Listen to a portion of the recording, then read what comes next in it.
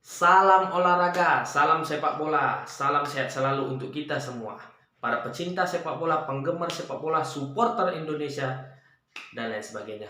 Nah, teman-teman semua, kali ini sebelumnya saya mohon maaf, udah beberapa bulan lebih saya tidak membuat konten mengenai tentang olahraga di channel YouTube saya. Tapi kali ini ya, dikarenakan beberapa kesibukan saya di luar. Nah, kali ini teman-teman semua, saya Fakrul Rozi kembali di channel YouTube saya Fakrul Rozi, tempatnya mengulas sepak bola nasional.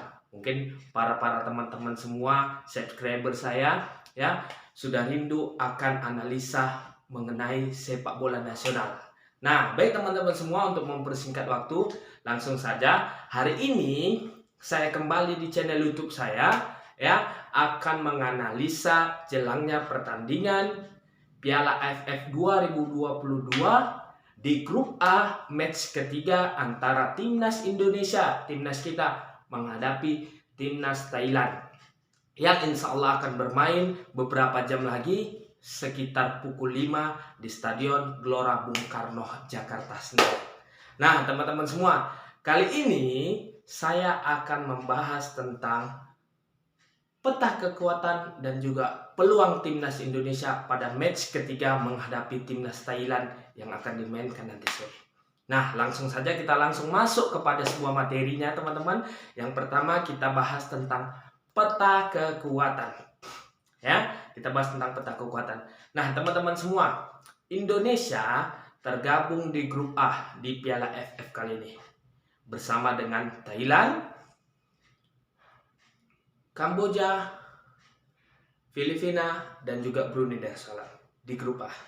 Nah, timnas Indonesia teman-teman semua ya sudah memainkan 2 laga awal, di mana menghadapi timnas Kamboja bermain di Stadion Gelora Bung Karno yang dimenangkan oleh timnas Indonesia dengan skor tipis yaitu 2-1, teman-teman semua.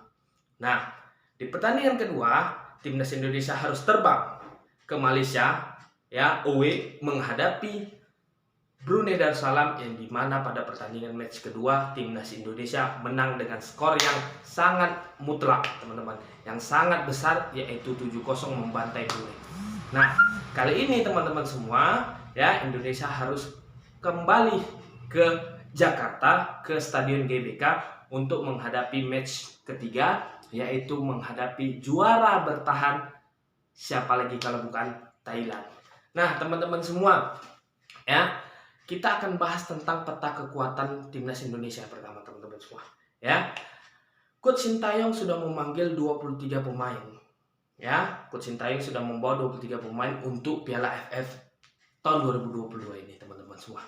Nah, di pertandingan pertama menghadapi Kamboja bermain di Stadion Gelora Bung Karno, timnas Indonesia menurunkan skuad intinya, skuad yang terbaiknya. Nah, di match kedua, teman-teman semua skuad intinya, semua pemain terbaiknya yang dianggap Sintayong harus diistirahatkan. Ya, alhasil pemain lapis kedua main. Setelah pemain lapis kedua main, ternyata pemain lapis kedua juga bermain secara bagus. Ya, pemain lapis kedua, saya ulangi sekali lagi, bermain secara hampir lah semuanya bermain secara bagus dan menjawab kepercayaan daripada pelatih Coach Sintayong, teman-teman semua. Nah, dari sini kita lihat teman-teman semua, dari 2 laga awal menghadapi Kamboja dan menghadapi timnas Brunei, artinya para pemain timnas Indonesia yang di bawah Coach Sintayong untuk gelaran Piala AFF 2022 kali ini, teman-teman semua, skuadnya itu ya, baik yang skuad inti dan skuad lapis keduanya itu memiliki katakanlah memiliki hampir sama kekuatannya, teman-teman semua. Kita kalau lihat dari belakang penjaga gawang sampai ke depan itu memiliki pemain-pemain yang berkualitas, hampir lapis keduanya pun hampir berkualitas. Di sana ada Nadio sebagai penjaga gawang, pemain belakangnya ada Asnawi, ada Jordi Amat, ada di sana Pratama Arhan, ada Farudin Arianto, di tengah ada Sadil, Egi, Wita, ya, di strikernya ada Sananta, ya, ada Spaso, ya. Di tengah juga ada Markov dan lain sebagainya. Begitu juga dengan lapis keduanya, Pak teman-teman semua. Ya. Begitu juga dengan lapis keduanya, yang dimana lapis keduanya pemain timnas Indonesia juga mempunyai kualitas yang hampir sama. Ya. Contohnya seperti Edo, Yaakob Sayuri, ya, Saryan Abimanyu, ya, Ramadan Sananta, dan lain sebagainya. Jadi mereka ketika tampil di match kedua menghadapi Brunei, mereka menjawab kepercayaan daripada pelatih Coach Sintayong. Salah satunya Yaakob Sayuri dan juga Edo Febriansyah. Ini pemain yang mempunyai kecepatan dan juga mempunyai crossing yang bagus, teman-teman, untuk menusuk jantung pertahanan lawan. Nah, menjadi pertanyaannya sekarang teman-teman semua, ya. Pada match ketiga kali ini, timnas Indonesia pastinya Coach Sintayong akan menurunkan skuad intinya, skuad terbaiknya untuk menghadapi Thailand. Kenapa? Karena Coach Sintayong pastinya akan bertarung secara habis-habisan dan juga mendapatkan 3 poin di depan supporter timnas Indonesia, teman-teman.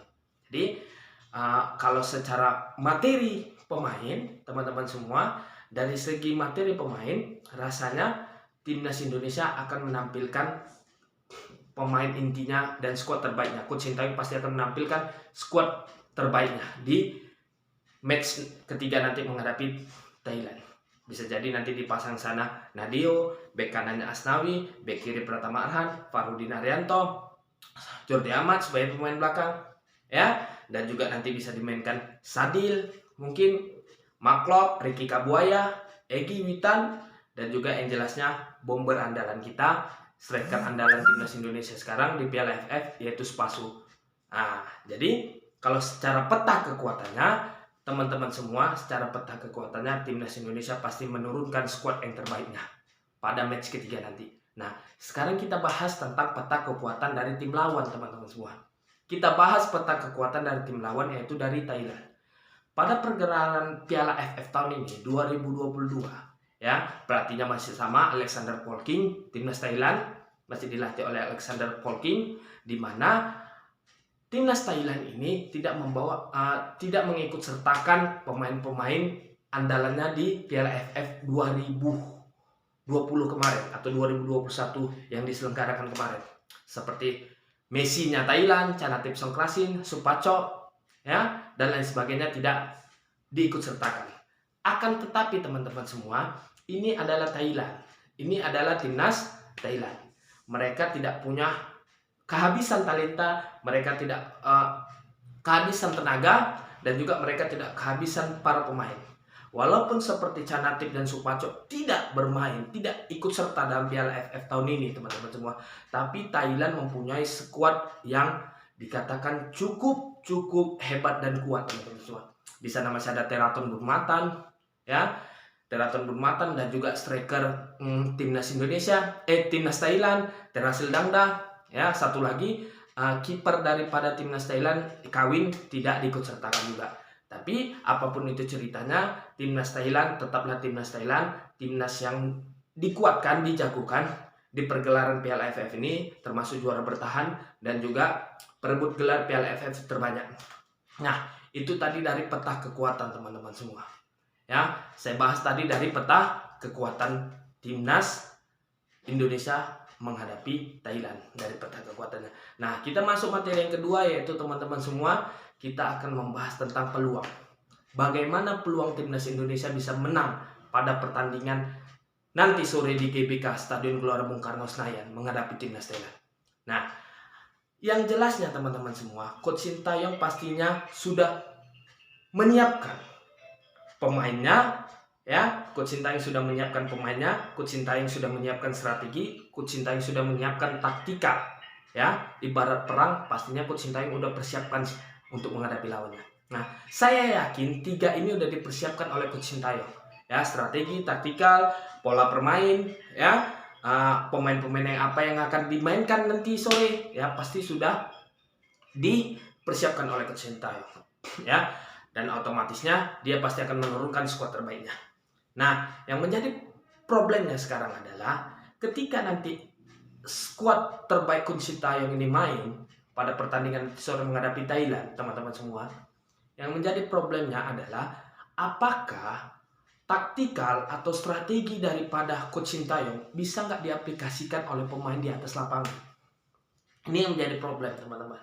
Ya, nah ini yang harus dilakukan oleh pemain. Ketika strategi itu udah bagus, strategi itu udah matang, ya, bagaimana seorang pemain harus bisa menerapkan apa yang diberikan instruksi oleh pelatih di atas lapangan. Jadi ketika mereka sudah bisa ya menerima instruksi arahan dari pelatih, mereka akan melakukan sesuatu di atas lapangan. Jadi mereka tahu harus berbuat apanya, mereka tahu. Ya, itu teman-teman semua ya mengenai tentang peluang timnas Indonesia.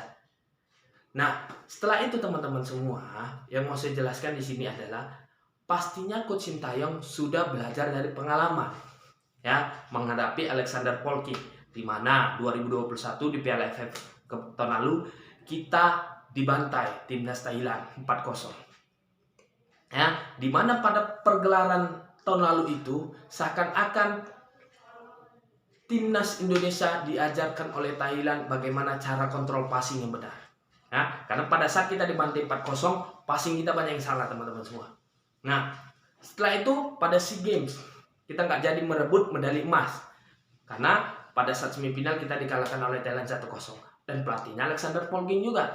Jadi dari sini harapan saya Coach Sintayong sudah bisa belajar dari pertemuan dengan Alexander Polking. Ya, nah harapan kita teman-teman semua ya timnas Indonesia bisa bermain secara efektif, ya bisa bermain secara mental yang kuat, bisa bermain secara kerjasama tim, tidak mengandalkan individu pribadi, dan bagaimana timnas Indonesia yang jelasnya bisa menerapkan apa yang dimaukan oleh Coach Sintayong yang nantinya di atas lapangan bisa diterapkan mereka, bisa diaplikasikan mereka, teman-teman semua. Harapan saya begitu, teman-teman semua. Nah, yang jelasnya timnas Indonesia harus bisa bermain secara kolektif dan juga bermain secara kerjasama tim, ya, yang dimana kita tahu timnas Thailand ini teman-teman semua mempunyai kecepatan ketika beradu sprint, ya, dan juga timnas Thailand ini teman-teman semua juga mempunyai seorang striker yang hebat di wilayah kotak penalti, Terasil Dangda. Nah, ini harus diantisipasi juga oleh para back pemain timnas Indonesia, teman-teman semua. Ya, walaupun terkadang mungkin nanti akan dipasang Asnawi dengan Pratama Arhan atau Yakob Sayuri ataupun Edo Febriansyah. Ketika adanya bantuan serangan dari wingback kanan ini dengan back kiri, ya harus kita ingat juga ketika Asnawi membantu serangan nanti atau Pratama Arhan membantu serangan, mereka jangan lupa untuk turun lagi kembali kepada posisinya, ya, karena kita teman-teman semua, saya yakin timnas Indonesia ya sulit mendapatkan peluang yang berarti nanti ketika pertandingan, ya. Kenapa? Karena pemain timnas Thailand ini teman-teman semua mereka selalu berada di posisinya, ya, mereka selalu berada di posisinya dan juga mereka menguasai lapangan tengah. Nah, yang harus dilakukan para pemain timnas Indonesia adalah bagaimana para pemain timnas Indonesia harus memancing para pemain Thailand ya untuk keluar, untuk out position, baru mengandalkan serangan balik. Ya, bagaimana kita timnas Indonesia mempunyai kecepatan daripada pemain seperti Asnawi, ya, Egy, Witan, ya, Maklok, Ricky Kabuaya dan lain sebagainya. Ini harus bisa kita manfaatkan untuk mengalahkan Thailand. Jadi pada dasarnya kita harus mencoba mengajak para pemain Thailand untuk keluar dulu out position. Tapi jangan sampai lupa juga teman-teman semua, ya. Jangan sampai lupa ketika kita keasikan menyerang, jangan lupa untuk kembali ke posisi kita. Kembali ke posisi masing-masing, terutama bek kanan dan bek kiri, ya. Karena para pemain Thailand mempunyai fisik yang kuat, mempunyai sprint yang kuat dan juga kontrol passing yang umpan-umpan yang berbahaya yang nantinya akan membahayakan gawang Nadeo Argawinata. Jadi teman-teman semua, harapan saya semoga timnas Indonesia pada match ketiga ini pertandingan hidup dan mati, walaupun ini bukan pertandingan final, ini hanya di fase grup, tapi ini pertandingan yang sangat-sangat menentukan bagi timnas Indonesia. Apakah timnas Indonesia mempunyai kesempatan untuk lolos ke semifinal apa tidak? Jadi pertandingan ini sangat berarti teman-teman semua.